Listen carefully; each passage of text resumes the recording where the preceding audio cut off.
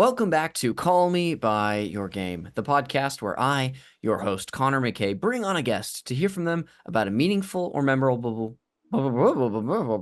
video game from a particular moment in their life. On the show, I talk to my guests as much about what made playing that game special and memorable as we will get into the context of how and when they had this time with it.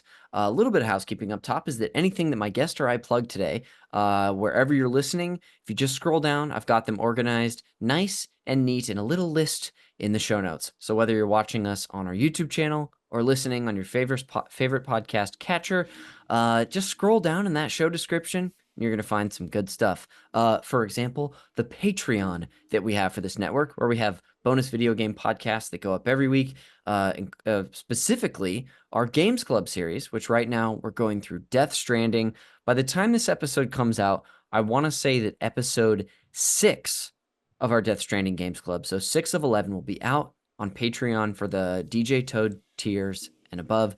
So if you like that game and you want to follow along, check that out. If you want to hear our Legacy Games Club series, check us out on our free feed at Super NPC Radio, or excuse me, Super NPC Games Club, wherever you get your podcasts. So like our Pokemon Games Club, where we covered the original games, that's airing right now for free. So go check that out. That'll do it for the housekeeping. And I'll finally introduce our guest for today's episode. So please welcome writer, comedian, and recent birthday boy, Charlie Mihelich. Hello, Connor.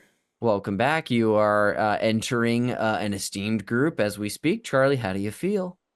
I feel very honored. Thank you so much for having me back for another episode.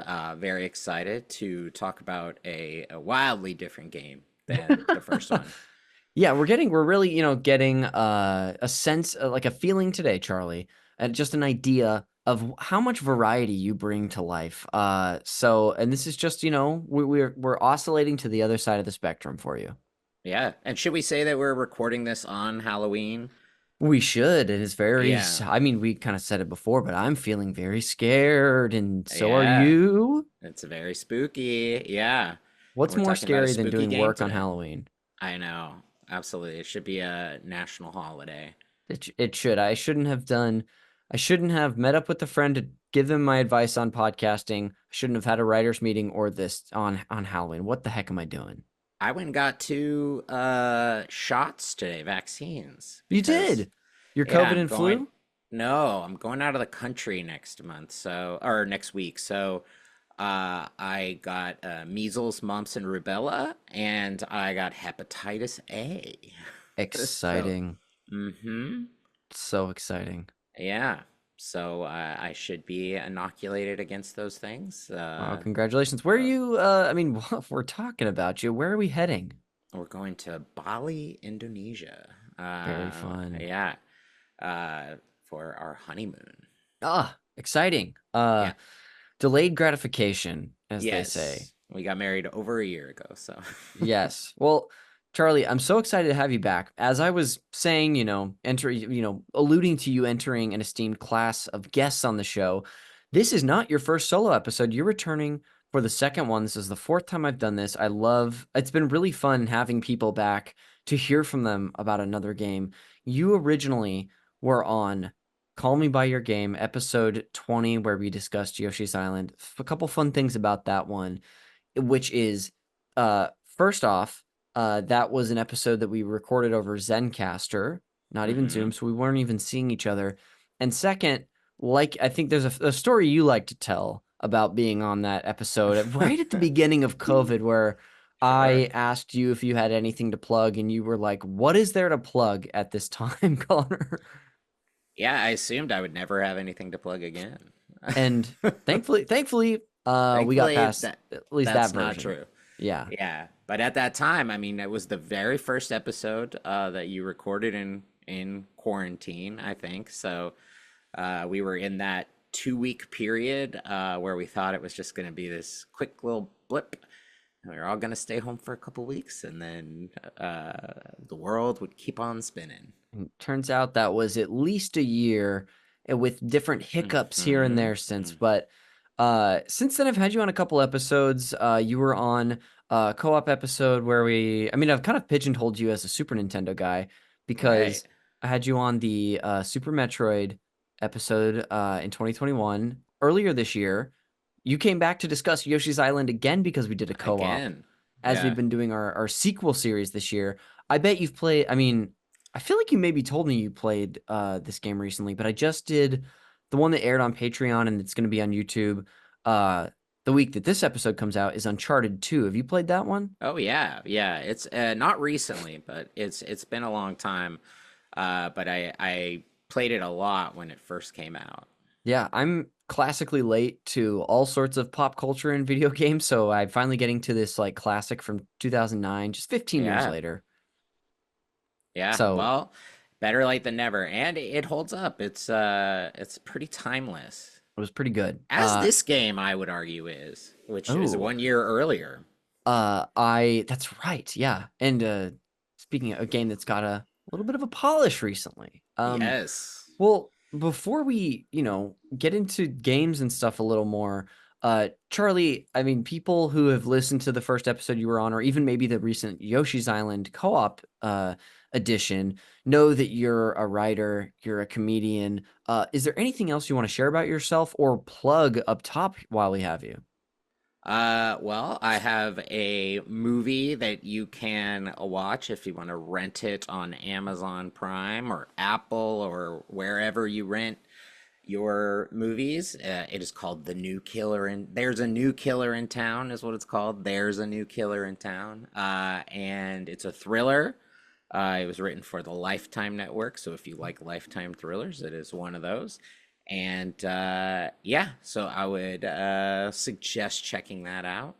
And then you can check out my podcast, which Connor has been on before, which is called Baywatch Watch, in which myself and Zach Olson, who I believe has also been on this show, we are watching every episode of Baywatch and its spin-off series Baywatch Nights. And we're about halfway through the seventh season of the show. So there's about 140, 150 episodes in the back catalog for you to peruse at your leisure.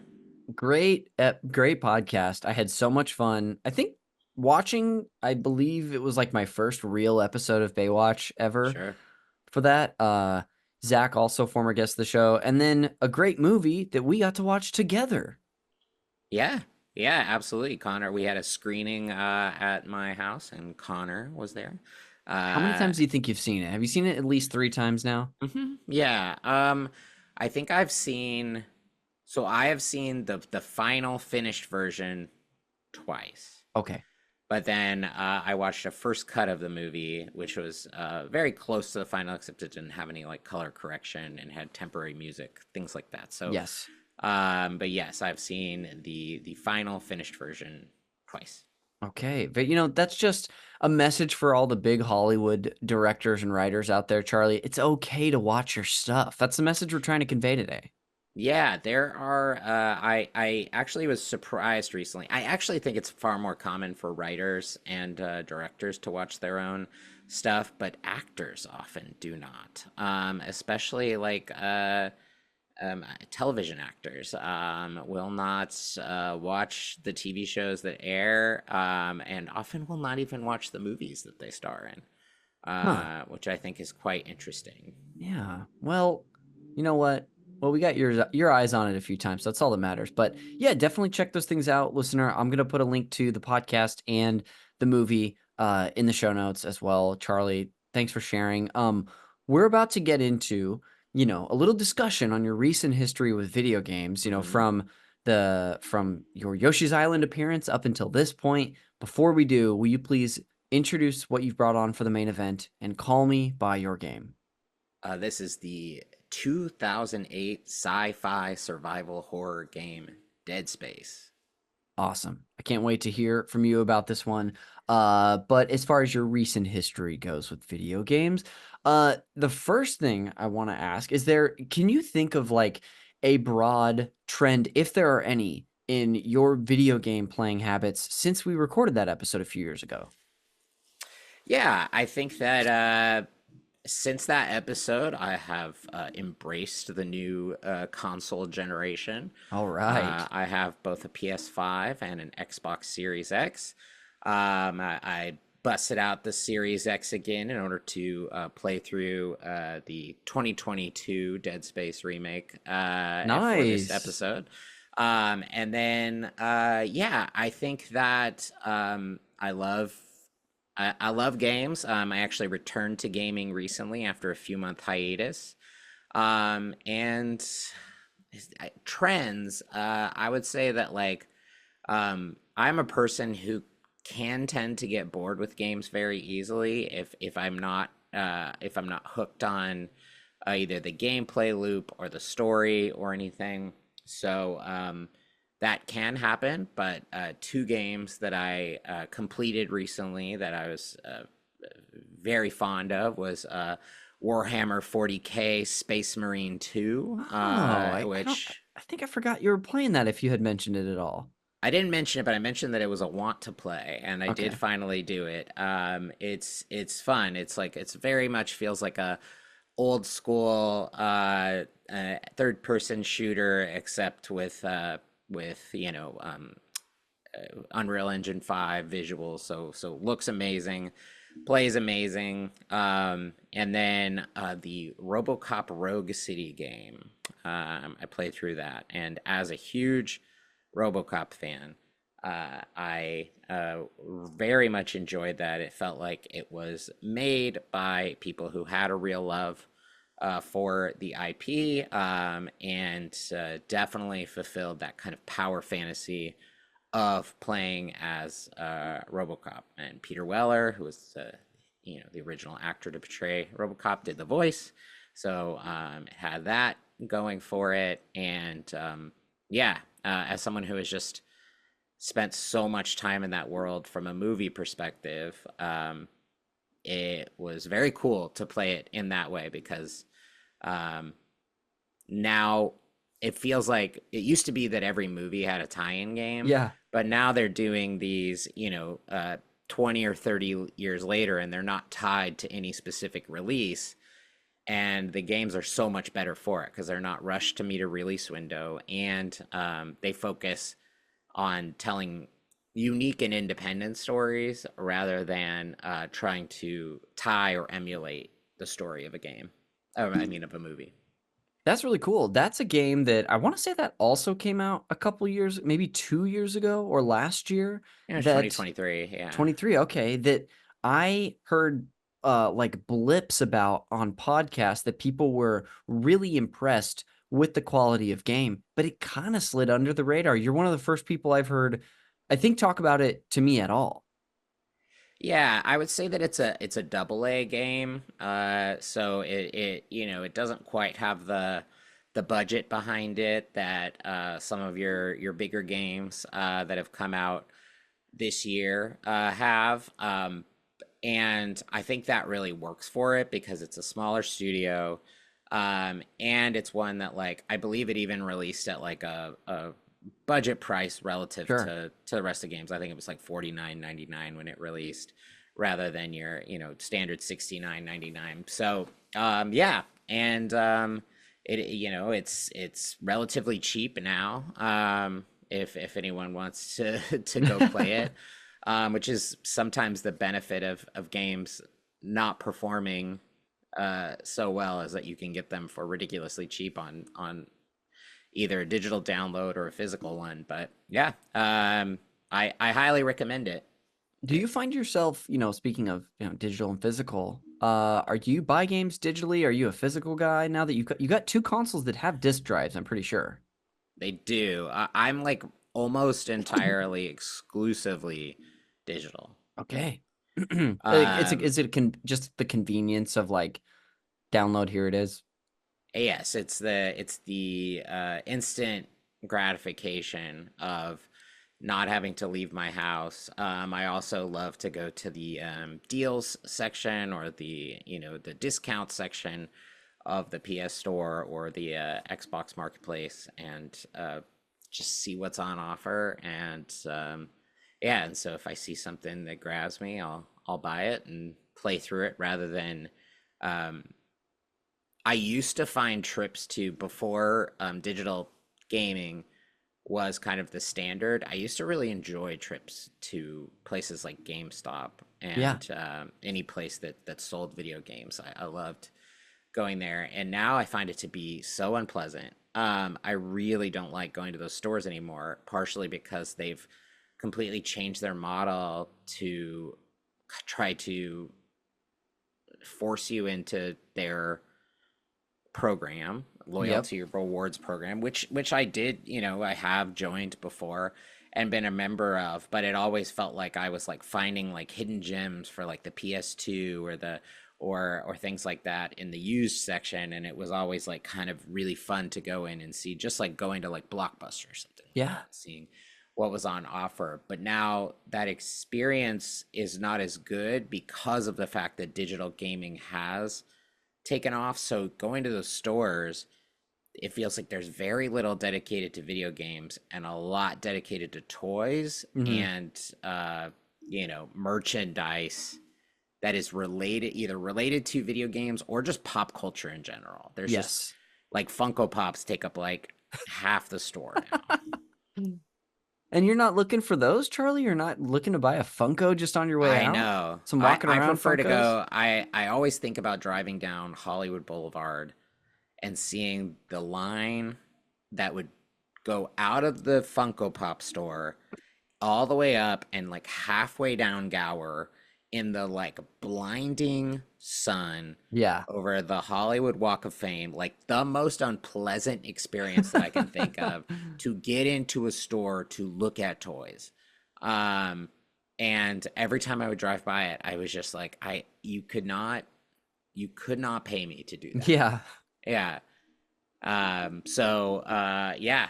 I mean, and some people, it's like the same thing with like a Comic-Con or something like that, where a lot of it is like going and getting the exclusive merchandise and waiting in the line and seeing all the things that you can't see. And I'm such a little convenience guy now.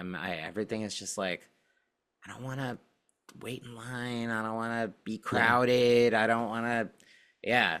I feel you. I'm even though I am primarily still a physical games person, almost exclusively. I mean, and that's really truly just for the Nintendo Switch and the PlayStation 5. And I don't buy a lot of new titles, but I still like to get them physical. That being said, when I do so, it's not really me going to like a Best Buy or a GameStop and sort of wandering around and seeing what they have. If I'm going to go to one of those stores, it's usually a Best Buy. I'm intentional about what I'm getting. I'll usually like reserve it for pickup so that I'm not Okay. even like walking through the Sure. store. Partly because Best Buy also is a lot less fun to walk around than it I used to used to be. love walking around Best Buy. Dude, they're like you've probably seen, there's not really, I think they got rid of most of their like home movie section, like Movies are Blu-rays and gone. stuff. They don't sell a single one anymore, which that used to be. I'd go in and they'd have movies and they'd have like a big Blu-rays for $4. Yes, very cheap stuff. Yeah. And So now it's just gone. Like I did buy a Blu-ray. Last year I bought Spirited Away. It was like $12 there and I had never seen it. So I oh, just kind of took a stab and I think it was truly months later they announced they were yeah. ending that. Because I bought some there last year. I think I bought like a 4K DVD of the Batman All right. and I think Heat, a couple other ones, Okay. because I'm kind of a 4K DVD collector person. Yes. That I do. It's like physical for movies. Yeah. I love doing because there is actually a difference between watching a movie physically versus watching it digitally, because it's when it's streaming, it just is it there's just no way it could have the same amount of bit rates Yeah. to. The quality. Yeah, the quality is better, whereas there is nothing to distinguish a physical game from a digital. Yeah. It'd be like, yeah, downloading the 4K version of a movie onto your Apple TV and playing that. Right. And yeah, as opposed to what it is now, which is like you said, just streaming the 10, probably the 1080p like version of that film. Yeah, and one other thing about that physical is like, so as soon as you put a physical game into your PS5, it installs that game onto your hard disk, right? In order to make the loading process faster, in Hmm. order to make it run faster. However, it now requires you to have that disk in every time you want to play it. I think that if they were to just be like, okay, this is now tied to your account, and like each, you know how like if you buy certain albums, like if you were to buy a record, it usually says like comes with a digital download of the album or Yes. something like that, you know, and it doesn't make any sense to me that you would now, because there's a game that I have near Automata that I think a friend of your show, Matt Apodaca, has had for like 6 or 7 years. So if I go into my library on PlayStation, it'll say I own that game. But if I try to play it, it says no disc detected. And Yeah. so I'm forever locked out of that game. And so I always was like, well, then why would I, you know, you got to get up, you got to. I thought about the same thing about those back in the day when digital down, maybe they still offer that, but when I would get physical movies more often, having that digital download was so cool. And as someone who, like, I've been swapping out discs on my PS5 because I'm playing Death Stranding for the Games Club. I was just playing Uncharted 2. So that is really, and Amanda is playing the new Astrobot. So Okay. it is really inconvenient. Look, it's not that hard, but it is annoying to have to swap those things out. Like, I don't like it. So Yeah. it would be nice if there was like, it also came with one digital download you could tie to your account, and then you could just resell the physical media if you Yeah. wanted to. I also don't want to hear it. Oh, the disc spinning. Yeah. Yes.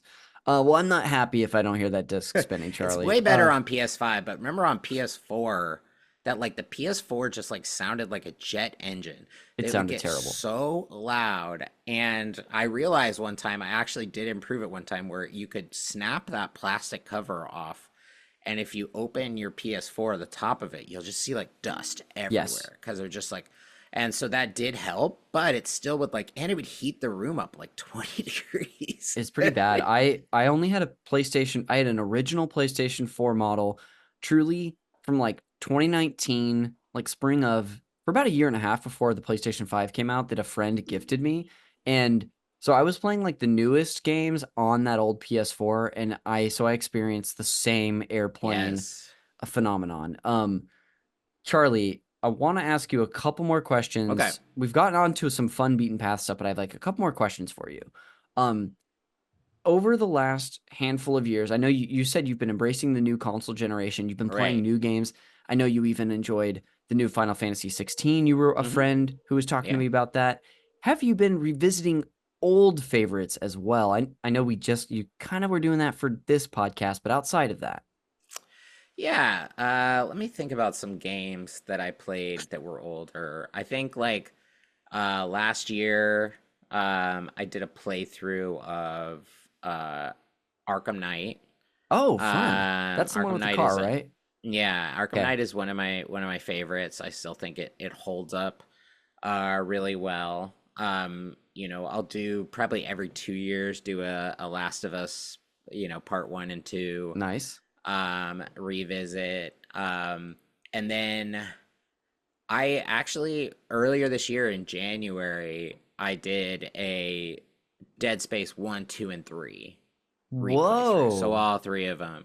Um, yeah. So yes, I will go back and I will revisit every once in a while. I sometimes will like get onto a franchise Yeah. and be like, so I last year when I you know, I've told you this in person, but I got an ROG Ally, you know, handheld gaming That's PC, kind of right. like a Steam Deck.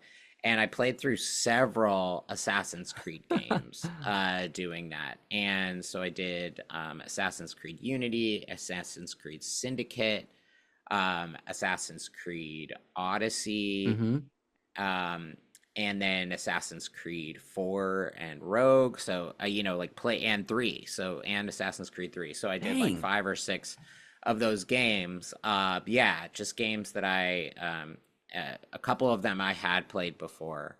But some of them I was, you know, playing for the first time.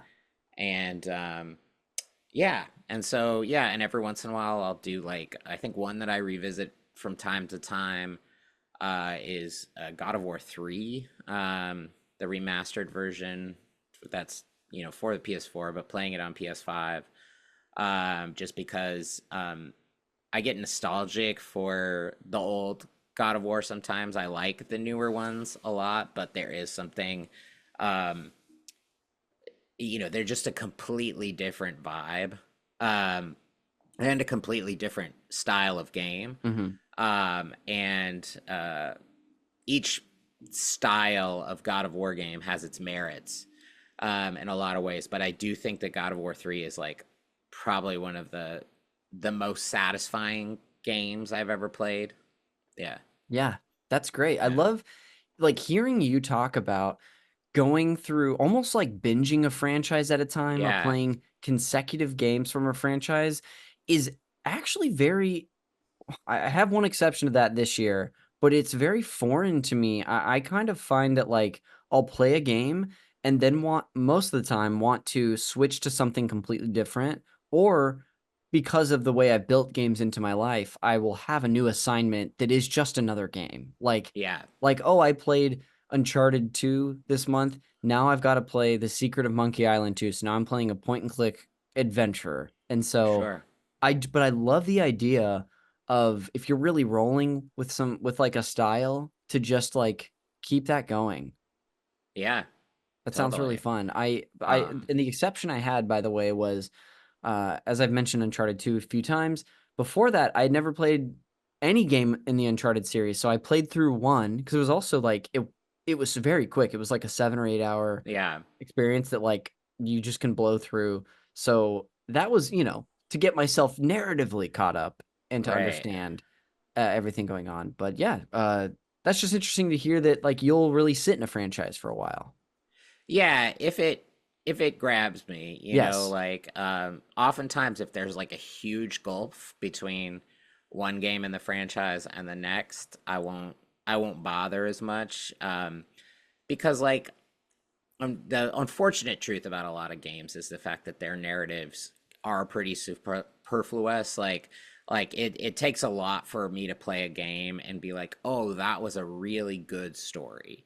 And I'm invested in what's happening and care about what's happening. And it's very few and far between. Sure. Um and but because atmosphere and feeling are far more important, like how you feel being the character, and like narrative cohesiveness, like that's why Last of Us is so effective to me as a game, is it doesn't pretend like you aren't like killing a bunch of human beings in this post-apocalypse and like reckoning with the fallout from that, and even more so in the second game. Whereas like a lot of games will have your protagonist be like just like an out and out good person, yet they're committing like mass murder Speaking just of based on the Uncharted. fact that like, yeah, you have to have, yes, exactly. I mean, Uncharted is like probably the best example Yeah. because like Nathan Drake is your like uh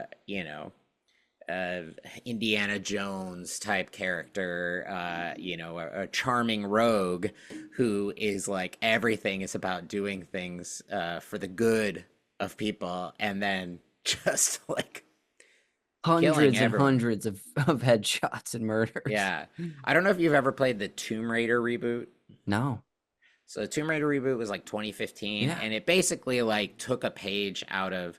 It's very similar to Uncharted. Mm. It is a game that feels as though it kind of like mapped Uncharted onto it with some tweaks. But one of the things that they do really effectively is for the first hour of the game, you are mostly hiding from people. Like you've crashed onto an island and you're terrifying, and this is kind of like the beginning of Lara Croft as Tomb Raider. And then when you kill someone for the first time, she like vomits.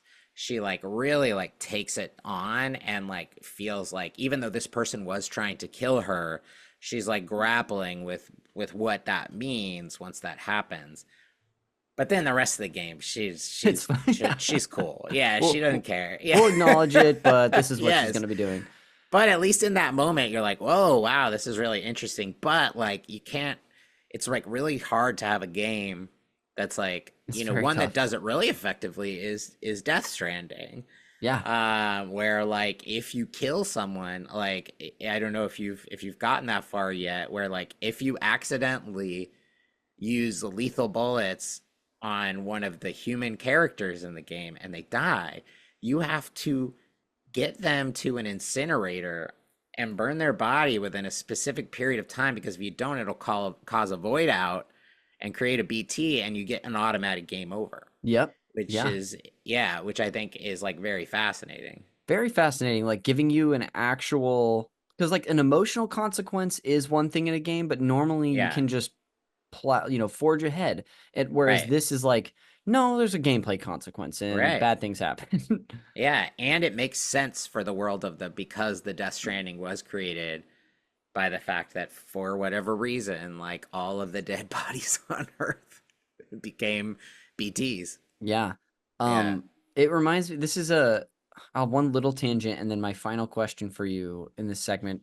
Did you play Deathloop at all? No, that I didn't play. Deathloop Yeah. like was one of my favorite games of 2021. I think it's a phenomenal time loop sort of mystery game. It's also a first That's an person shooter. arcane, right? Yes, Yeah. really good title. And I think what they do with death in that game is that because the time loop resets every like 24 hours, your deaths don't your kills don't have the impact they do because everyone's coming back. Like people will kill themselves in the game because they know they're going to come respawn 24 Oh hours yeah. later. So that's a different way to approach it, but interesting point you make. Charlie, lastly, I'd like to know, looking ahead at games, is there something that you are looking forward to playing, whether it's an unreleased title or something that's been out you just haven't had a chance to get to? Oh, interesting. I don't know what is on the horizon for games in the future. I mean, if they do a Last of Us Part 3, I know they've talked about it. Neil Druckmann has talked about it. If they were to do it, I, would definitely be looking forward to that. I have to say that I am a little bit down on the state of the gaming industry right now. I felt that in the past few years, the prioritization of multiplayer and live service games has created a real dearth of enjoyable single player content that is not focused on driving you to the online version of the thing, and subscription based things where you're constantly waiting for new content to be pumped out. I think that when you get a game like a Warhammer Space Marine 2, it's really refreshing because it feels like the type of game that they were making in 2010, 2011, 2012. And whenever a game like that is released, I am excited to see it. I also am like, this is probably blasphemous to say for a lot of your audience, but I am so over the Souls-like genre. I Oh, yeah. like I don't need games to be, and I've played Bloodborne and Elden Ring Hmm. and I More enjoyed than those, me. but like but then I give up after a while because I'm like I don't need my game to be so hard Hmm. that like it's gonna take me 150 hours to beat it, because I don't have 150 Yeah. hours. Like and I don't like it to feel, even though they say like, oh, it's actually super fair, and like if you just memorize the boss's attack patterns, like you can get really good, and that there's all these different, but those games don't even have a pause button. Mhm. Mhm. It's Yep. not, you can't even pause the game without exiting. That's the only way, is because they don't want you to do any like reload your save or like do anything like that. And I'm not even going to do that. I just want to be able to like go to the freaking bathroom Yeah, and if that's a I'm playing the consequence in game. that style of game. Yeah. Yeah, And, it's losing all your XP and like I think that, and that has become the de facto combat style for all these games that come out now, which is very, very a very high difficulty curve Mhm. and like overwhelming odds at all times. Some people really like their games to be super, super hard, and that gives them a sense of accomplishment.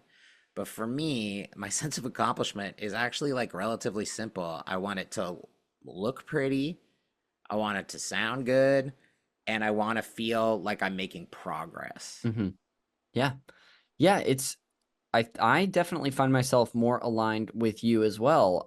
I've said for so long that, oh, I'd love to finally get into a Souls-like, and I've played Souls-like games like the Jedi Survivor series or the, Star Wars Jedi series, and I've dipped in even to, we were talking about Hollow Knight a couple months ago. That's got some things in common, but Yeah, yeah.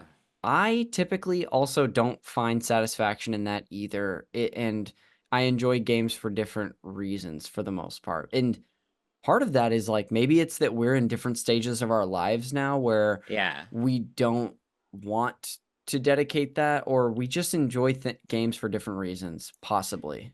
Yeah, and I can take a I played Fallen Order and beat that, and Yeah. that actually, that made sense to me where the combat kind of had that difficulty curve, but there's at least like you kind of know where to go. Whereas the Souls like pride themselves on like you just like gotta figure it out. Yeah. Like they don't tell you anything. And there's like very little, like Elden Ring has the barest of tutorials. Hmm. And then so much requires you to like Google what other people have done in Yeah. order to figure out how certain things work and like what build is good and all that stuff. And it's like, I want to be able to sit down and feel like I'm making it because I've got such a limited amount of time that I actually can play. Totally. Yeah. And, when you said you thought that this might alienate some of the audience, I thought you were going to say that you hate improv. But that's not what you brought up. But that's a lot That's of interesting coming. points. No. Yes.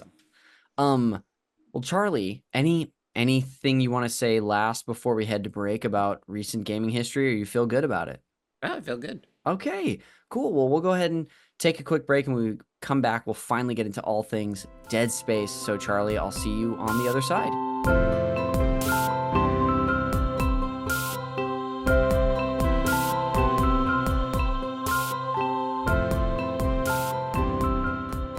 Welcome back to Call Me By Your Game. Connor McCabe, still here with the great Charlie Mihelich. Charlie, hey. Hello. Finally, we're going to get to, like I was telling you before the show, we're going to set the table for the game you brought on today, Dead Space. So I'm basically just going to read some bullet points about this game, but if you want to jump in at any point or add something on, you've got the green light, pal. Sure. All right. Without further ado, here I go. Dead Space is a 2008 survival horror game developed by EA Redwood Shores and published by Electronic Arts. It was released originally for the PlayStation 3, Xbox 360, and Windows as the debut entry in the series. Set on a mining spaceship overrun with deadly monsters called necromorphs, following the discovery of an artifact called the Marker, the player controls engineer Isaac Clarke as he navigates the spaceship and fights the necromorphs while struggling with growing psychosis. Gameplay has Isaac exploring different areas through its narrative, solving environmental puzzles, and finding ammo and equipment to survive. It's a third-person action game. Very reminiscent of another game I've never played, Resident Evil 4, is I feel like what it takes some influence from. Have you played that game, Char? I have tried to play that game. I'm also Oh, not I'm not a huge Resident Evil person. I okay. think 4 I should probably try it again now, but I tried it back when it first came out. But Dead Space to me gives me kind of everything that Resident Evil didn't, and that's Okay. not necessarily a knock against Resident Evil. It's just about more the type of game that I like to play. Okay. Interesting. Yeah. Um, it doesn't matter. I've only played Resident Evil 2 remake, loved it, but I want to play 4 someday. Anyway, this game was pitched in early 2006 with an early prototype running on Xbox. Creator Glenn Schofield wanted to make the most frightening horror game he could imagine, drawing inspiration from the aforementioned RE4, and films including Event Horizon and Solaris. The team pushed for innovation and realism in their design, ranging from procedural enemy placement to removing the HUD elements. Sound design was a particular focus during production, with the score by Jason Graves designed to evoke tension and unease. Dead Space debuted to slow sales, but eventually sold over 1 million copies worldwide. Critics praised its atmospheric gameplay and sound design, and it won and was nominated for multiple industry awards, and it has been cited as one of the great, not just video games of the horror and action horror genre, but best video games ever made. And it spawned 2 number sequels, Dead Space 2 in 2011 and Dead Space 3 in 2013, several spin-off titles, related media, including a comic book prequel and an animated film, and of course the remake, are essentially more of a, it's called the remake. It's, you can tell me, is it more of a remake or a remaster by, I know the definition's kind of muddy. It's a full remake. Okay. All right. Very Yeah, cool. And so that was they this year built or it last year? 2022. 22. Okay. So they basically rebuilt it from scratch, remade it rather than just putting a fresh coat of paint on it, and they changed several aspects about it. A lot of them were quality of life improvements, but also changed it from to make it more in line with Dead Space 2 and 3. One of the biggest things was the fact that Isaac Clarke is a silent protagonist in the original Dead Space, but he's fully voiced in the remake. Whoa. Which he talks in 2 and 3. So they brought that in there. Okay. But yeah, it's a remake. Okay, cool. And then, just contextually, Charlie, with this first game that we're discussing today, is there any context you want to include before we jump into your time with it? Well, I think that, yeah, I would say that, they said the inspiration was Event Horizon, which I can definitely see, in Solaris. I also think The Thing is big because body horror is a big element in this, as well as Alien. I think that Alien is a big aspect of it. And yeah, I mean, I guess we can continue to talk about it because I do have a lot to say about it. But awesome. yeah, that's my context. Let's dive right in. I don't believe you've said yet, but do you remember how you discovered this game way back when? I think that it was one of those things where, like, I generally avoided horror games when I was younger. Okay. I was like actually scared to play those games. Resident Evil was something that, like, I remember in like 1996 when RE1 came out, and even just like being at my friend's house and playing the RE1 demo, and it truly freaked me out. Yeah. And part of the reason why, and it's still a reason why, because I did try playing the Resident Evil 2 remake and I gave up on it, is the fact that those games are like genuinely scary. Like RE2 is like genuinely terrifying, and part of the reason is the fact that, like, and this is something that I just don't like in games, is that, like, you don't know whether or not your bullets are gonna kill the zombies. And so, like, Yep. they constantly are getting up, Mr. X, like, all this stuff is just like, and that there's all these puzzles, all this backtracking, like all that stuff. And I'm sure that if I just really put my mind to it, I would get to a point where I wasn't feeling like I was like just running from every enemy in the game. Sure. Right. Whereas like Dead Space, there's only one type of enemy in the entire game, and it's something called a regenerator, that at very specific, I think RE3, which has the Nemesis, in the remake of RE3, they locked him down to like very specific parts of the game. You have to contend with him, and these regenerator things that you cannot fully kill, but you can slow down, are only in specific parts of the game. But in the rest of it, every enemy that you encounter, you can kill. Yeah.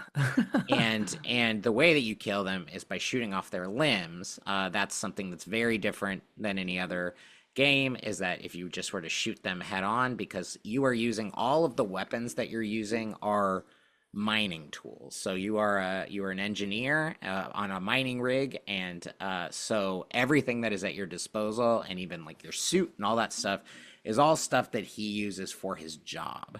And so rather than you having, classic weapons, you're getting these things that are designed to like break through rock and things like that. So, these necromorphs are killed by cutting off their limbs, and so you have to be very strategic about, like, if this one's coming after you, take off its legs and then to slow it down. Or do you have a thing called your kinesis module, which is kind of like powers. There's only two things you can do. One is it's like a slow motion thing, and then another one is you can pull something to you, like almost like a gravity gun in Half-Life, and then fling it forward.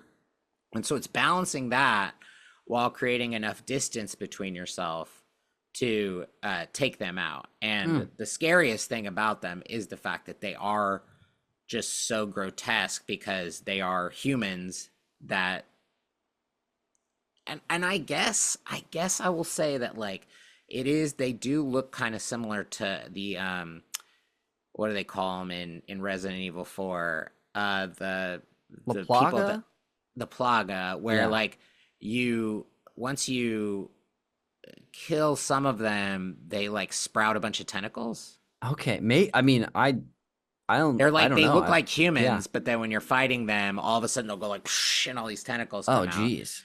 And so, the necromorphs kind of, they start that way, but they all used to be humans. Okay, So creepy. basically, everything that you're fighting used to be a human, and yeah, and they pop out of different places, out of vents, out of everything like that. You're also in this like very industrial ship, and one of the things that's really cool about it already was a really good looking and sounding game, but the remaster is just like all the volumetric smoke, the lighting, the everything like that. It's a very striking game to look at, and you also are like, everything that you head into is telling some sort of contextual story about what happened before you got there. Oh, some good like environmental storytelling. Yes, exactly. Okay, that's really cool. Yeah. I've heard. I remember when the remaster, especially the remake, was coming out, and I heard such heaps of praise about the presentation, Mm-hmm. both the things you've highlighted, the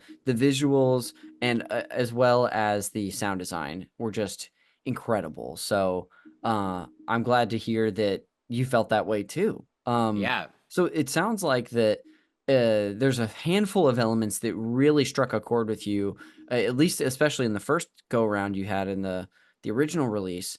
Yeah, that the gameplay sounds really fun too. It's fun to like feel resourceful. I know the game is Right. designed you to use these mining tools, but it probably feels good, I would guess. Yeah, it feels great. I mean, your main tool, which you'll probably use the most in the game, even though you'll get several, is called a plasma cutter, and it looks kind of like a pistol, except for the fact that you can turn which way it's going. So it can either go horizontally, and so you can like cut out both of their legs at once, if you're able to hit it right on, or vertically if their limbs are sticking out like this and you need to take it off like this. So you're just figuring out ways to bisect it.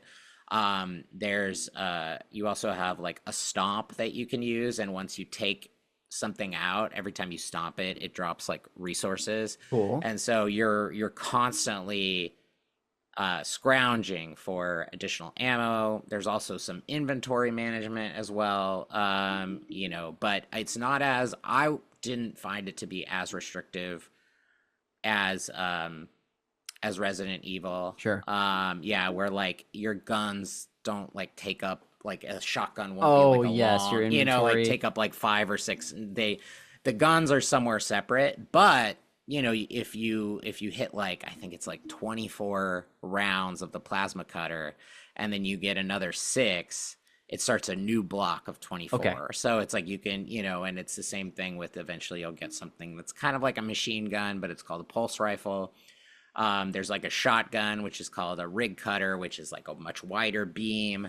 So each of them kind of, there's a flamethrower, and in the remake, one of the things that they added is that if you use the flamethrower, it essentially like melts away the protective shell around the necromorphs so that your plasma cutter will do more damage. Oh,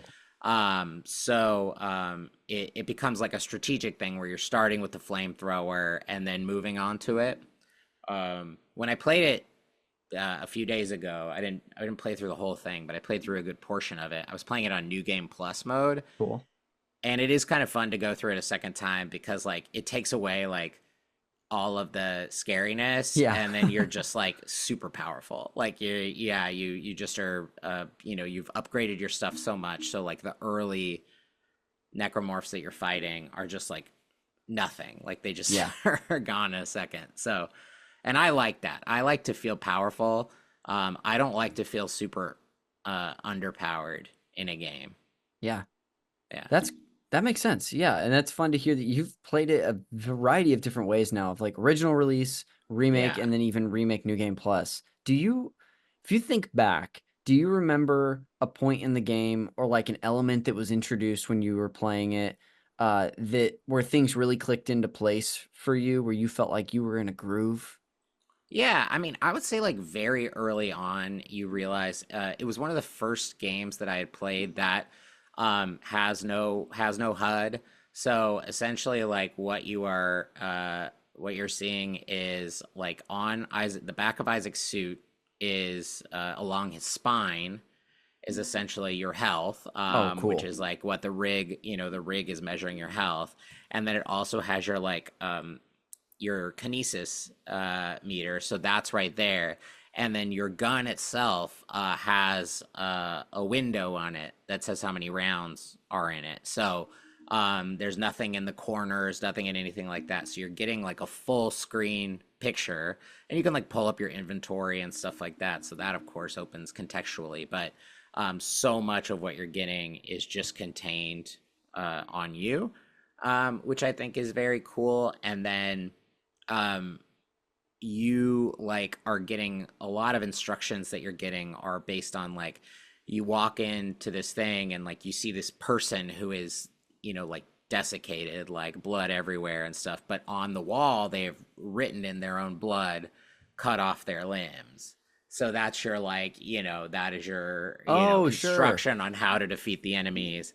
And there's stuff like that. And then as the game goes on, at first you're like, okay, this is just going to be a ship that is overrun with these alien monstrosities. But they introduce this element that becomes really, really fascinating, which is the marker.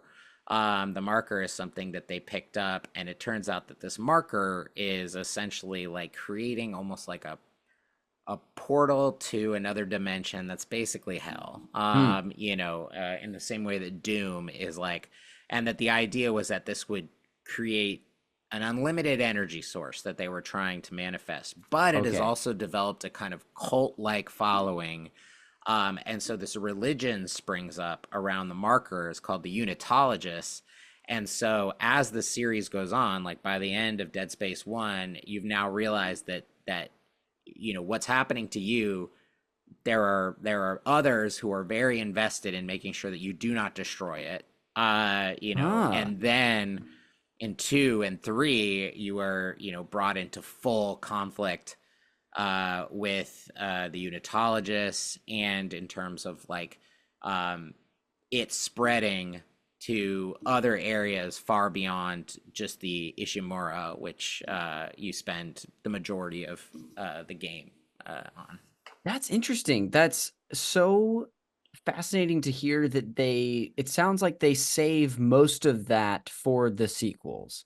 That like I would say the like, there is a good amount of but you know, at this point in time, in one, just like in Alien One, your main task, or at least your purpose by the end of it, is keeping the marker from getting off the Ishimura and onto anywhere else.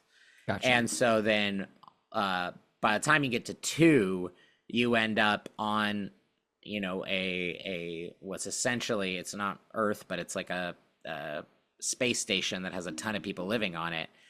And then you find out that they've brought the marker there, and then it and of course, like it breaks out in that sense. And so then you are like, just like Ripley in Aliens, at first you're like, oh God, like I spent an entire game trying to stop this from happening, and now these horrors are right here at my door. Yes. You also are being like the marker does make people insane and creates a psychosis in them. So Yes. throughout this game, you are constantly trying to save your girlfriend. There's your girlfriend who you believe is being communicating with you and trying to save you. And, this is a spoiler for anybody who has not played the game, but by the end of the game, you realize that she is dead, and you were never communicating with her. And you just were like, you had like kind of like space dementia, but also the marker was making you crazy. Interesting. Is that something that, this is also kind of a spoilery question, Yeah. is that something that, just continues to afflict you throughout the series as you're near the marker? Like Yeah, okay. exactly. Yes, it definitely does. In two, it's a big focal point as well. As you're kind of like haunted by your girlfriend, because you essentially like left her to die in a certain way, and so she's kind of like haunting you in some way or another. But every time you get close to the marker, there are those types of things where you find Okay. yourself like seeing things, you find yourself experiencing things that you can't control. um and uh and then by the third, it becomes like this huge apocalyptic, like there's the implications are, More that grand. this is, yeah, way more grand. Three is considered the weakest entry Hmm. in the series, partially because EA, as they are wont to do, went full on with like microtransactions. Oh, And so not only is it filled with microtransactions, but it also is, um it went like the Resident Evil 6 route, where it's like a full on like bombastic action game with like set pieces. It's the first one that um it introduces guns, like actual guns okay. for the first Yeah. time, and you are fighting, a lot of times you are fighting humans. Okay. Um and so, but it also has the best visuals of the three prior to the remake. And it has some really interesting things where there's a snowy planet that you spend a good amount of time on. And there are lots of things that I liked about it, but you can definitely tell that even two is more action focused than one, and three is just like fully gone over there, where it's still really intense and really gory, but the gunplay doesn't feel as satisfying. They've like really dialed up the aggressiveness of the necromorphs as well. Hmm. So you're constantly finding yourself like mobbed. Yes. So it's like ammo is like never an issue. Part of the issue is like creating enough distance between yourself, and you have to just use kinesis constantly to like slow them down and, Hmm. and try to kill them. So like, you just don't feel the same satisfaction of like the feedback of everything you're doing, if that makes sense. Definitely. Yeah. It's interesting to hear where the series goes. When getting back to the first game a little bit, um, was there can you think of like a most impactful moment, whether it be a gameplay sequence, a narrative twist, or like just a moment from the game that sticks out to you, really? I think that uh pretty like, I would say like early in the game, when you first get to the medical bay, and you get there and you see that um the like there is a metal hole, like a, that, and it has been essentially like torn open in a way that like something really big came through there. Yeah. And you can see that there's just like blood everywhere, obviously, like usually same thing in zombie movies. The medical bay or the hospital is usually the first place Sure overrun thing. because everyone goes there when they're sick or when they're hurt. And so stepping in there, and you still are not 100% certain that this has killed everyone on board, right? Like you're like you keep thinking, oh, maybe it was contained to a certain area, or maybe, and then as soon as you walk in and you just realize like how bad everything is, and the fact that there are so many of them in there because they are like There was a lot of them are hate. contained. Yeah, Yeah, they a lot went of there because they patients were and sick. Yeah. medical.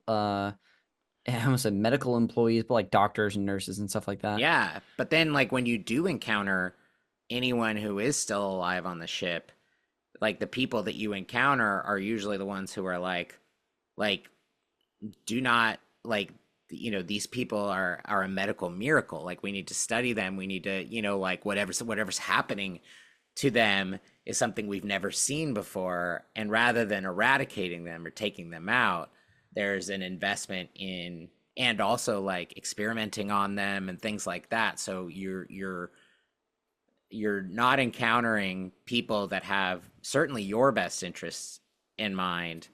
And so it ends up like you start to realize like not only is this very very evil stuff happening, but uh you're now realizing that what's left is the worst of the worst, which I Yes. think is very cool. Yeah. Yeah, they're like, yeah, they don't have your best interest in mind. They probably exacerbating the issue. Like, kind of it's maybe not a trope in horror, but when there is like the people who believe that there is a benefit to keeping something around, and you instinctually know, oh, this is going to come back to bite all of us, sort of Yeah. thing. Yeah. And like, you're doing things on the ship in order to progress that makes sense, where like this something really fucked up happened here, and it has thrown all of the systems on board out of whack. Like the tram system is like has been derailed. There's like the doors and the vents aren't working properly. There's a lot of like power issues and things, so a lot of the stuff that you're doing is maintenance, and it like so it makes sense Interesting. because you have the knowledge, like that's kind of your job.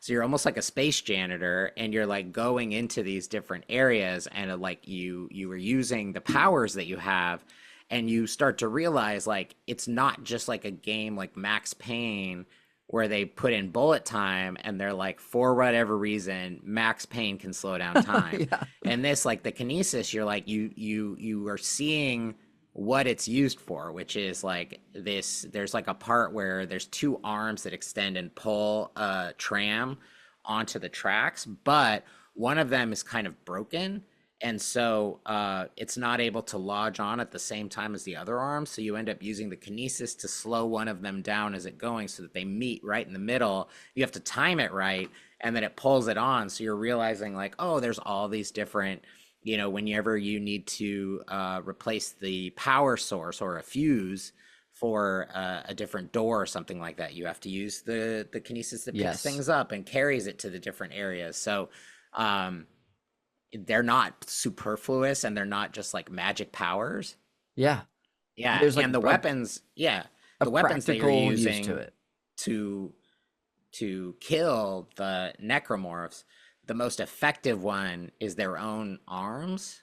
And so like once you have like cut off their arm, you can pick up their arm and then just shoot it through them, which like spears them into the wall. So you end up like in these situations where you're using like a variety of different things at your disposal in order to gain a leg up.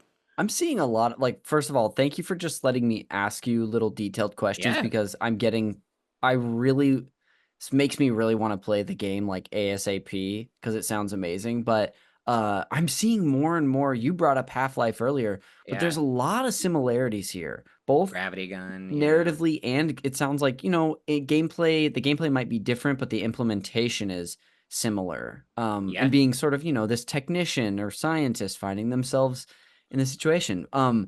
Charlie, I want to dive into a little bit of the context of when you first played this game. I know you've revisited it over the years, but if you don't mind, let's start with like wherever you played this game first. Can you scene paint for me what that room would have been like, or one of them?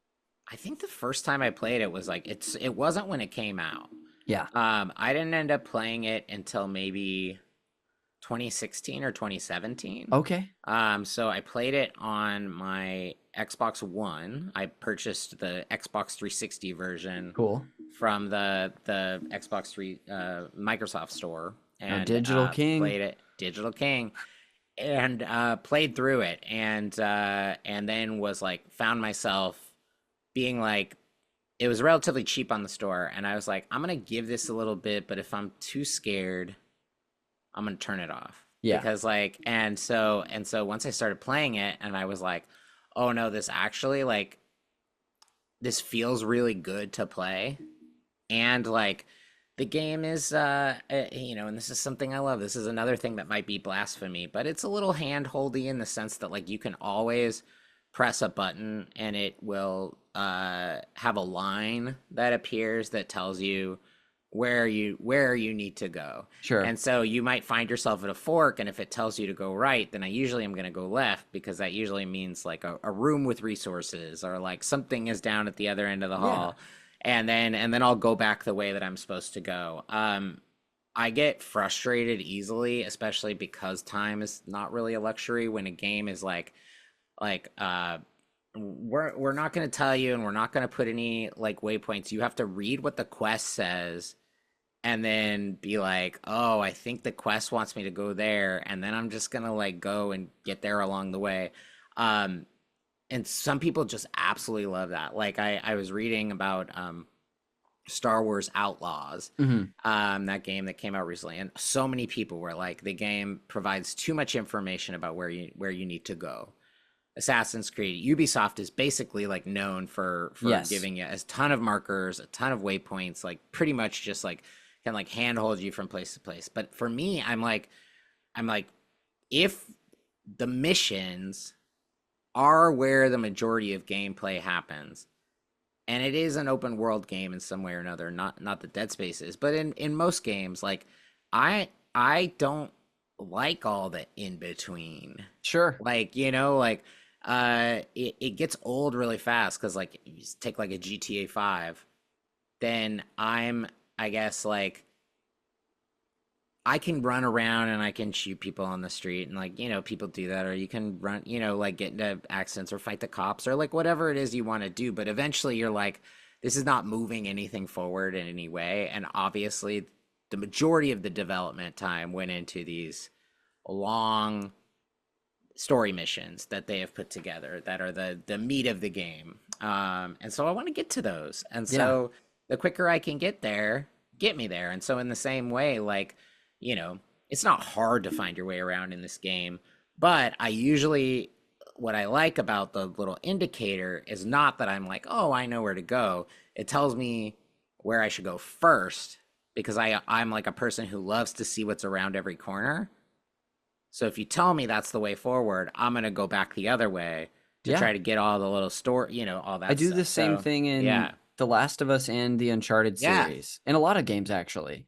yes, exactly. Where you're like, I know that, and Last of Us is a perfect example where like there's something so oddly satisfying about opening every drawer in a kitchen or like opening and then just reaching out and like taking the paper and the alcohol Your and then crafting. vitamins. Yes, Yeah. exactly. And like yeah, your vitamins or the little nuts and bolts that you use to upgrade your guns. And this has the same thing where there's a lot of lockers, there's a lot of resource kits.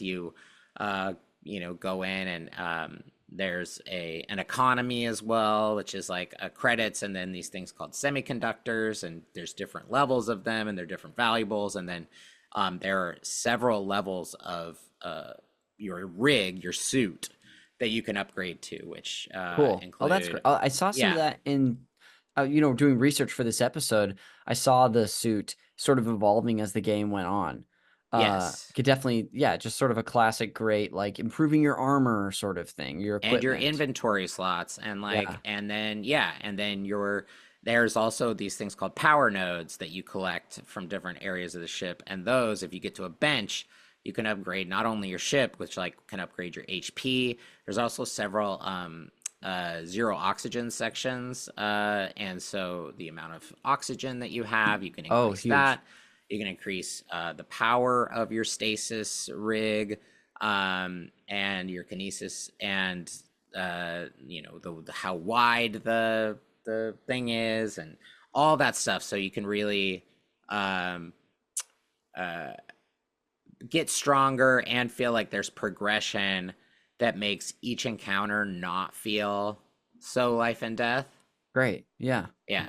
That's great. That sounds really fun. And yeah, like it sounds like at some points you can even choose what you're favoring or what skill or thing you are improving. Yeah, there's certain guns that I just like never use because Mhm. like I'm like, oh, the setup that I have really works for me. Yes. Yeah. I love And there are that. different strategies for different, for different um enemies. The most common ones are the ones where you're taking off their limbs, but there are a bunch of other ones where they're very nimble, so they're constantly jumping around. There are some that are these giant tentacles that pop out, and they have these glowing orange things on them that you have to take out, and you have to do that in order to even just like progress because they've wrapped themselves around the ship. Sure. And yeah, so it's cool seeing like as you get deeper how much it's impacted the ship. Yeah, I love that. Getting back to just a little bit of the context of you said you played this around 2016, 2017. Yeah. Did you play this like in the same room? And if so, will you describe what it was like to me? Was it a dark, I mean, on the video version, your room's getting darker now. Would you play it in the dark? Like, scene paint that scene for me. I now am a big dark room gamer, but at the time, no, I would have played like my room, my apartment at the time was a studio, had a really a lot of natural light. Are you in Los Um, Feliz at the I time was in or Franklin Village. Franklin? Oh, that place. Yeah, that place. Yes. Yeah. And so played it there. And yeah, it was one of those where I think probably like that time I was focused way more on the gameplay aspect on it and less on the atmosphere. But then when Sure. I did a replay a couple years later, I focused way more on the atmosphere and things like that. And then that's when I moved on to two and three. Okay. Um, yeah, and then played those because I had so much fun revisiting, and wanted to see where it went from there. Sure. And yeah, and Did, then go ahead. I was just going to ask, like, from either of those playthroughs that you had, was there a context from your life I that feel you remember? like I'm not giving you the You're answers that no, you're good. I'll keep Charlie, steering the us back. context of how Charlie. Well, because sometimes people come on the show and they have it's just like a more of a vague, oh, I was playing the game, but I was kind of in this season of my life. And then other people are like, kind of like your first time you brought on Yoshi's Island, you're like, I remember listening to Alanis Morissette and blah, blah, blah. So for you, does anything stick out broad or specific? Yeah, so I would say that the second time that I played it, like when I did my like playthrough of all the other games, I would say that there was a lot more context, which was the fact that like I think in it was probably 2021, Mm-hmm. and then played it on my Xbox Series X, and just like would like really let myself like I would play it late at night, like I would go to like mock improv, and Yeah. then afterwards come home, and then my fiance at the time, now wife, was like asleep in the room, and I was like kind of wired, not ready to go to bed yet, and so I turned it on. And especially late at night on a big TV, EA and Xbox also did a thing for a lot of um, original Xbox games or Xbox 360 games where they upgraded them to 4K Mm. just like automatically, like without doing like a remaster. It was almost like a Well, upscaling type thing, and then increase the frame rates as well. And so it made it so that the game just like looked and played a lot better. Um, and so it felt way more immersive. It felt way more, um, like I was really, in it. And yeah, I don't have like the Alanis Morissette That's type okay. experience with that but um, I think that what I did remember at the time was the fact that it was a lot harder to go back and play Dead Space 1 than it Sure. was to play 2 and 3 because Okay. 2 and 3 got the 4K upscaling, they got all that stuff, but Dead Space didn't get any of that. And I think Oh, part of the reason is because within the next year they were going to be coming out with the remake. that makes And sense. so then they were putting all their energy into that. So I did play through it, but it was actually kind of an eyesore, especially because it was like in 720p and then the other two were in 4K. So it was just like night and day visual difference. And then uh and then when the remake came out and played it, it's like it's such a good remake um that it like completely changes your relationship with the game too, because now I would say that it's my favorite of the three. I was going to ask you for a recommendation if someone's going to play this for the first time, someone being me. Yeah, I would play, but I the 2 and 3 I think are worth playing. One is just like obviously it's a current gen Sure. version of a game. So from a visual perspective, it's just like far and away better. Yeah. But uh Dead Space 2 still looks really good, and I think Yes. especially though like 4K visuals and things like that really do help. And 3 is a looker as well. A lot of Okay. those like late generation Xbox 360 games um still hold up in terms of they've done the same thing with like the Gears of War series where Hmm. like Gears of War 2 and 3 have been upgraded to 4K and like run at 120 frames per second. So the experience of playing those games is still really good, but nothing can really um, top the experience of playing Dead Space 2022. Yes. Yeah, Okay. Great. and Well, I would also argue, sorry, real quick, I would no, say no, that please. there's another game that is it is not Dead Space, but it is by the makers of the original Dead Space. Most of them left. They left EA Games and started their own studio called Striking Distance, and they created a game that came out like a year and a half ago. I think it actually was probably in 2022 towards the end, but it's called the Callisto Protocol. Oh, yeah, I know And this game. yeah, and so Oh, it is very similar to Dead Space in the sense that it's crash land on a yes. station. There's an outbreak. You have weapons. You have to shoot them in certain areas. It's not their limbs. You're not cutting off the limbs this time, but there's areas where you need to shoot them that'll help take them out.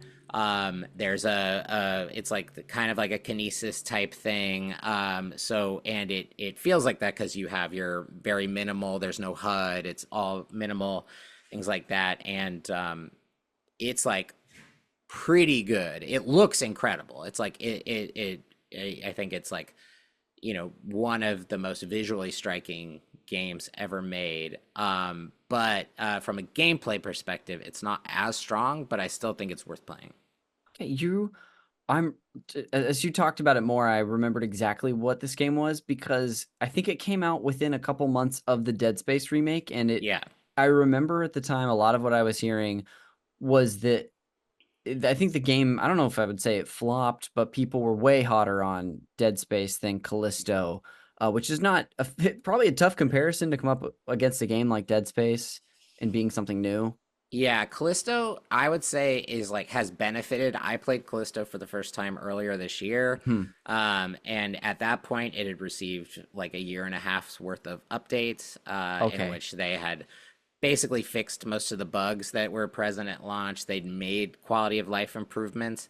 And but even at that point in time, it more feels like you're playing a very, very good looking sci-fi movie. And Okay. like there's some like good, and the action is very it's like mostly prioritizes close quarters combat, and it's very like crunchy. So it's like you feel like it feels good to like just like wallop on these things because Sure. you're using this like electric cattle prod thing, because it all takes place in a space prison Okay. on a planet that's kind of like a space planet rock. So there's a lot of like really like gorgeous industrial stuff there. It's also like the very bleak, like, environment of like a space prison.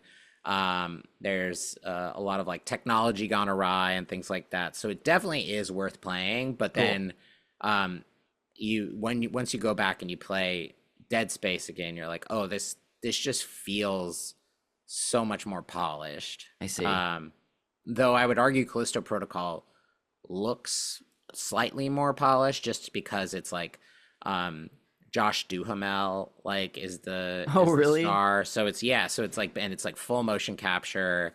And it is just like the visuals are incredibly impressive, especially Okay. in certain moments. Yeah. Nice. I was gonna ask, as we sort of wrap up this conversation on, Hmm. Dead Space, leaving this game and sort of final thoughts wise, um, if you had to like put a bow on, whatever place this game holds for you, what would that be? I would say that it's like one that I can see myself revisiting many times. Alien is one of my favorite movie franchises, and I routinely rewatch a lot of those movies. And so much of Alien is not only the aliens themselves, but the setting. Yes. The space station, or a colony on a planet, or there's a space prison in Alien 3. And I think this kind of um that's one of the things that I love about sci-fi so much, especially like space horror. I think is so fascinating because um, even though they're imaginary, these like space stations are so impressive from a futuristic and technology standpoint. But it also is so scary because they're so remote, they're so far from any help. They're so like you just like don't know what's out there. Space is so vast, so big, and it's why it's like you'll never really get bored of that type of story. Like there's endless amounts of those types of stories and new ways to do them, because as far as your imagination goes, you know it it feels elevated a little bit, whereas like zombie stuff is by definition, towards the bottom of the barrel in terms of like, it's not highbrow horror, right? It's like it's very like, even though like, George A. Romero, you know, Night of the Living Dead, Dawn of the Dead, and things like that had a lot of social commentary in them, had a lot of things to say about society, and I think did so very effectively. The actual, like, it's mostly prioritizing this like splatter Yeah. gore. It's mostly turning the society that we see and know against us,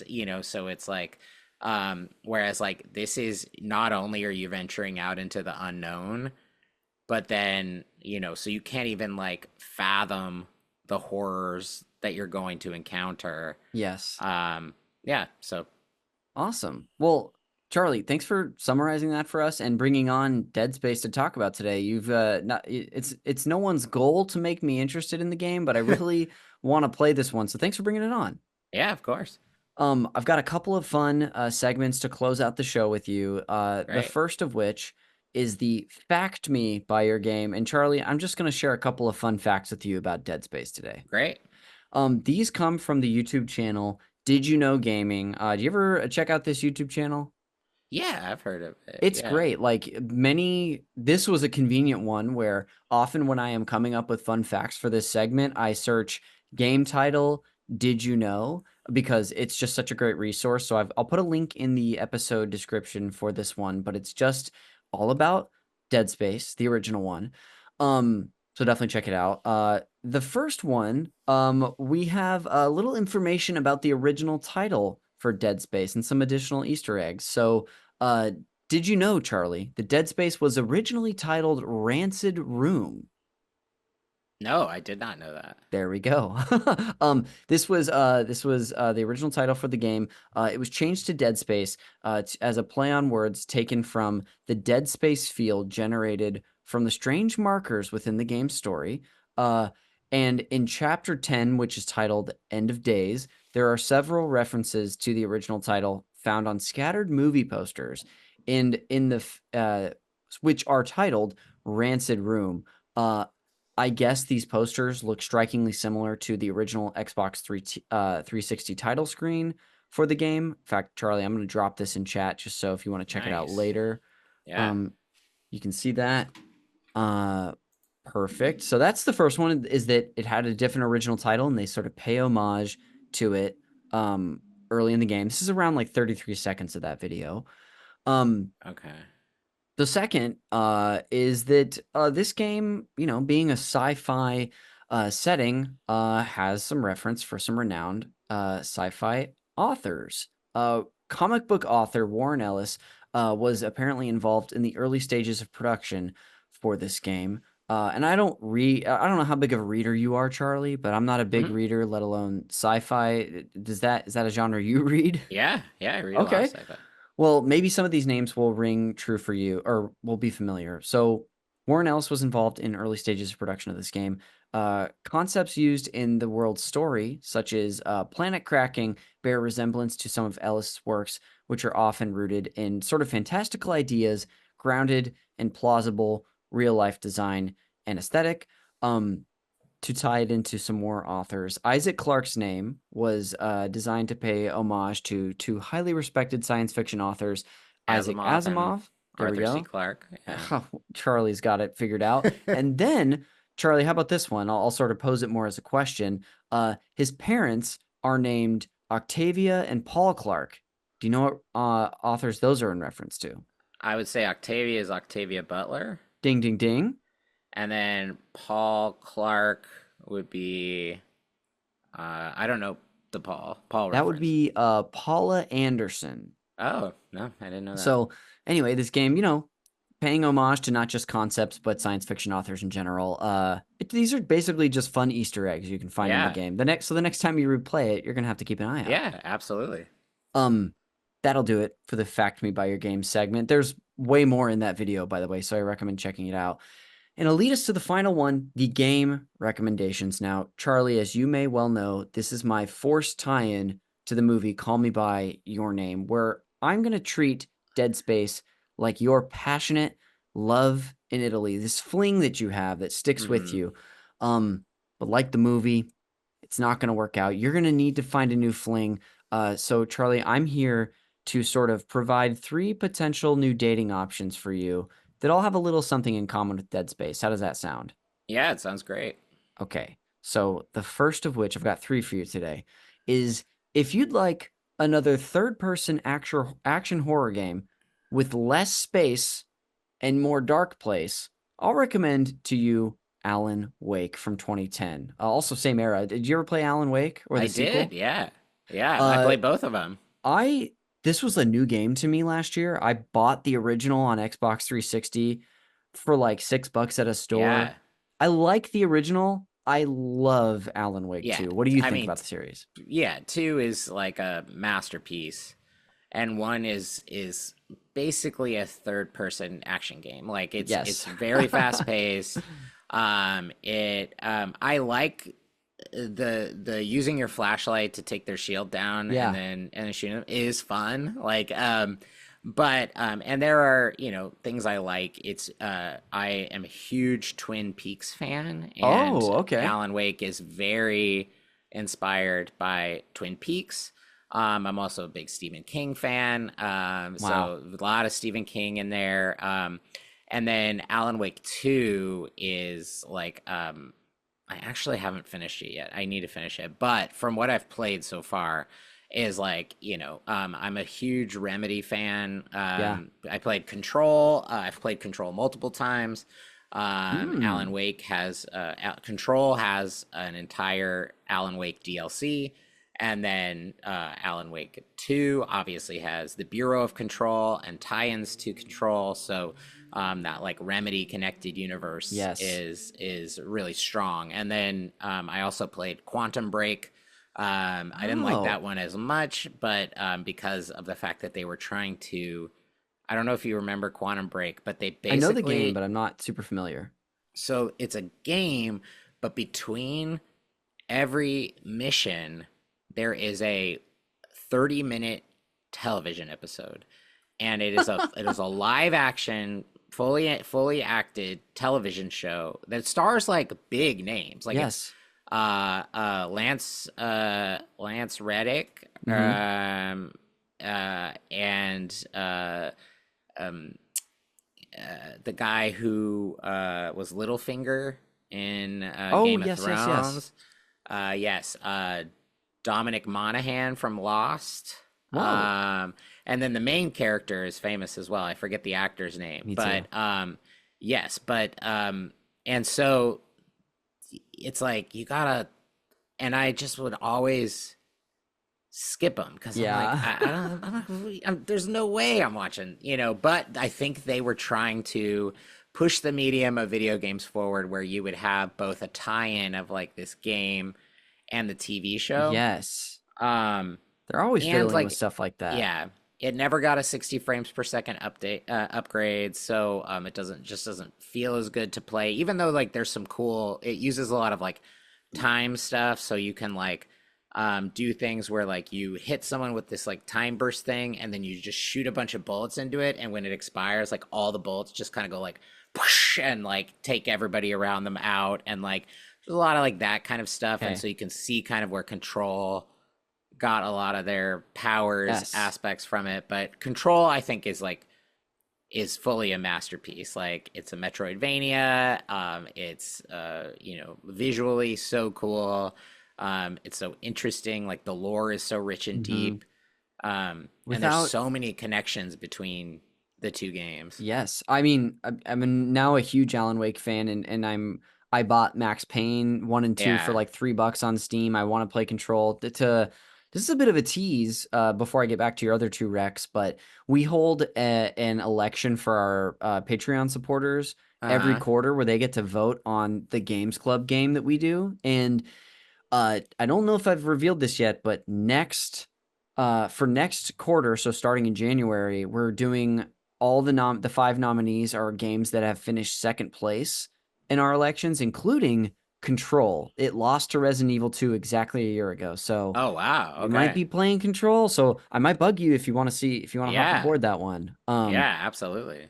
But so Alan Wake, the original game, is your first rec.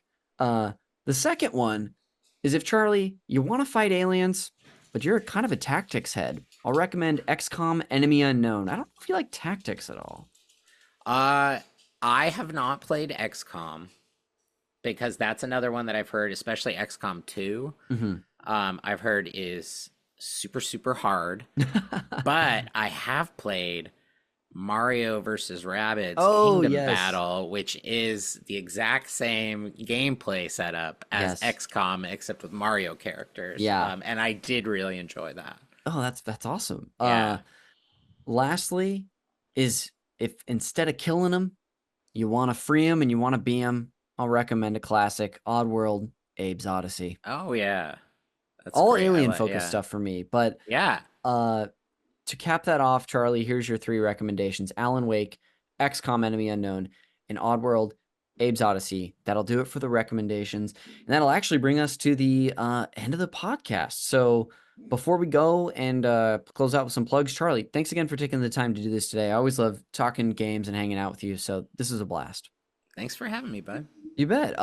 We plugged some stuff earlier. Do you want to replug that on now that we're at the end of the podcast? Yeah, you can check out my podcast, Baywatch Watch. You can get it wherever you get your podcasts. And then check out my movie, There's a New Killer in Town, on Amazon Prime. I love it. Well, thanks again, Charlie. I'll go ahead and just close us out with some plugs of my own. The cover art for Call Me By Your Game is done by Glenn J. You can find him and his other great work on Instagram at Glenn with 2 N's .J. The show is produced, edited, and the original music up top is done by Jeremy Schmidt. You can thank him by listening to his podcast, Video Games, a comedy show, wherever you get yours. This show, you can find us all over social media on Twitter, Instagram, Blue Sky, and TikTok. You can follow the network also all over social media if you want to see the other stuff that we have going on from our sister shows on the network, the bonus stuff that we're doing. You can follow me there too. I stream on Twitch at twitch.tv/consischool69. Although I'm in a bad streak where I'm not streaming right now, but someday I'm going to get back on there. So give me a follow. And lastly, if you like me and the conversations that I have with people about video games, you got to check us out at patreon.com/super NPC Radio, where I not only have the Games Club that we have a new episode that releases every single Friday for DJ Toads and up, but once a month I do the co-op series that I've referenced a bunch on the show because Charlie's been on too. That's another perk that it's a Patreon exclusive for the audio episode at our $10 tier, but it also comes out for free 1 week later on YouTube. So if that's not in the cards for you, but you still want to listen to the episodes, they're out there, folks. So check us out there. But without further ado, that'll do it for this episode of Call Me By Your Game. We will see you on the next one.